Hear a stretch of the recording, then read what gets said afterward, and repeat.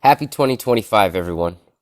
I'm proud to introduce to you Civ 3's greatest new mod, Cold War. What is Cold War? Cold War is a multiplayer mod that breathes new life into the masterpiece that is Civ 3.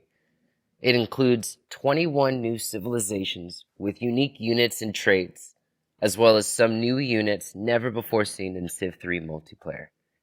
Here are just a couple examples of new units in Cold War. Why did I build a new multiplayer mod for Civ 3? The current options for Civ 3 multiplayer in the modern era are Future and Modern. Future is a classic with a traditional one settler start and all technologies unlocked turn 1. In future games, there is a fast-paced race for resources to unlock powerful units. This creates an exciting tug-of-war over the map. While Future is a classic, it suffers from some imbalance of civs, with some civs having relevant modern-era unique units and some having no unique units at all. In addition, Future has a tendency to give some players hyper-rewarding starts, such as early access to rails or draftable two-movers, which causes balancing issues. Modern, on the other hand, is a somewhat slower-paced mode with a full tech tree that favors building large empires with lots of units. In addition, in an effort for balance, Modern strips the game of vital elements such as civ traits and unique units. This leads to a game where timing of unit compositions is predictable and the replayability of the scenario is diminished. Cold War provides a solution to these problems. In Cold War, there is a limited tech tree where most technologies are already available, and now only specific bonuses are locked behind a tech tree. Railroads, for example, now require a technology, so that players must have more investment to acquire one of the strongest bonuses in the game. In addition, I've created 21 new civilizations with unique traits and era-relevant unique units. Each civ trait has been balanced to provide unique bonuses without any trait being too strong. The Cold War sandbox I created seamlessly integrates traits, governments, and units into a wonderful synergistic machine that promises to make every game feel unique for years to come. So, how does it work? Well, the max turns is 80. Average game length should be about 1.5 hours. Maximum game length ends up being about 2.5 hours. The rules are regicide, so you have to protect your king. If you lose your king, you're out of the game. All civs are expansionist. This means that you will always start with a scout unit, which can move 2 tiles in any direction and ignores movement cost. In addition, this means that you can pop huts with your king without worrying about triggering barbarians.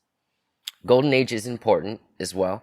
You can either obtain the resources to make your unique unit or build a wonder that matches your civ traits. So let's take a look at new civs and unique units. I'll post them here for you.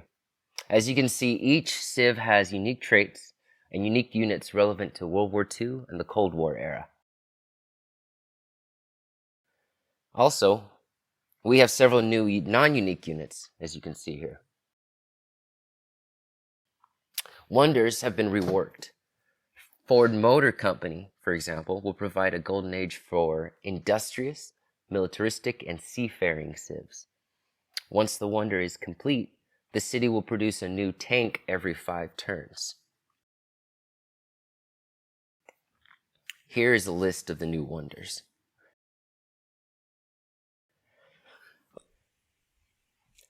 How do governments work? There are 3 governments in Cold War: Republic, Fascism, and Communism. Republic is your standard gold-based government. If you want to hurry production, you use gold to rush. Here are the Republic stats. It is incumbent upon you to get size 7 cities as often as possible. The unique buildings for Republic are markets, banks, stock exchange, and courthouse. Republic has the weakest spies, but overall it's pretty versatile and good for new players. Fascism, on the other hand, is a more military-based government. In order to hurry production, use slave citizens. It has faster workers and elite spies. It has unique buildings, concentration camp, which provides a shield bonus, and police station, which is a culture, corruption, and happy bonus, kind of like a temple, courthouse, all in one. This government is ideal for lots of drafting and warfare with big interconnected empires.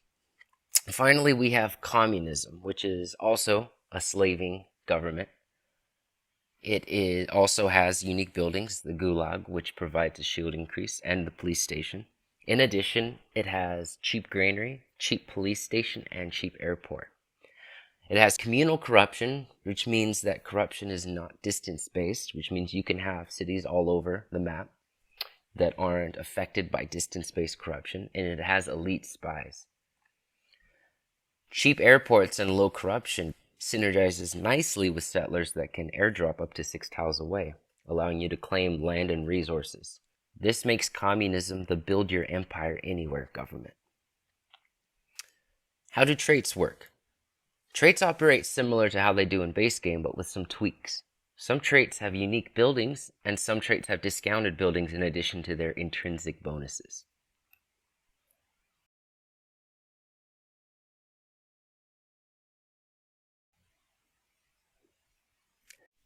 If you made it this far, congrats.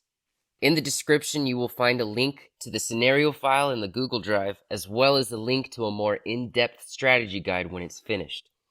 Thanks for watching, and I look forward to seeing you in new matches of Cold War soon.